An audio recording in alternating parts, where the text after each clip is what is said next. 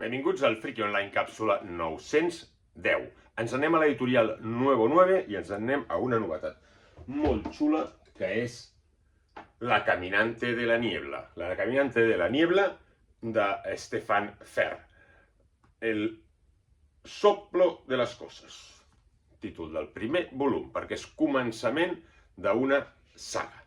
De què va i què és? D'entrada, format mig, tapa dura i extras.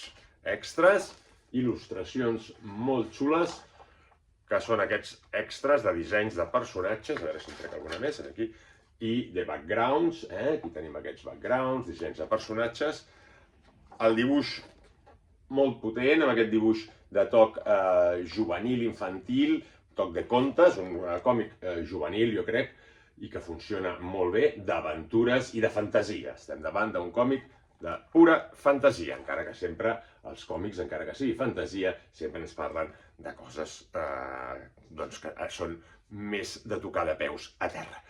De què va La Caminante de la Niebla? Un futur que ha tornat com una espècie d'edat mitjana. Els homes brutals viuen aïllats en diferents zones i una bruixa, una dona, que viuen en grups de dones, són comunitats matriarcals, és perseguida per un grup d'homes. És perseguida per ser assassinada, però que aquesta dona porta un bebè.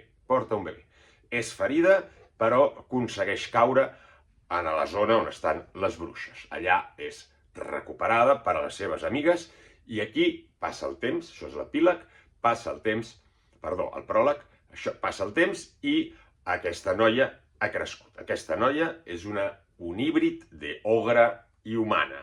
Una cosa misteriosa, no sabem massa bé d'on ve. Mentrestant, tot aquest món està envoltat per una boira estranya, una boira que conté uns éssers misteriosos i terribles. Hauran de lluitar contra aquesta boira, fugir d'aquesta boira, enfrontar-se en aquests homes i fer un viatge de l'heroi amb aquesta noia i les seves àvies, per dir-ho de manera, o madrastres, aquestes bruixes, realment, que la portaran fins al final d'aquesta història, on ella es anirà transformant, no físicament, tindrà les seves transformacions físiques, però sobretot personalment, és el creixement del personatge.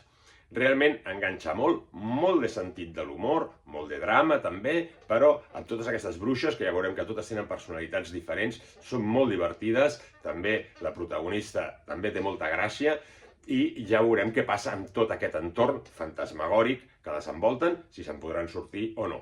Queda Monkey Flanger, és un primer capítol, continuarà, i té pinta de ser una de les sèries que funcionaran molt bé.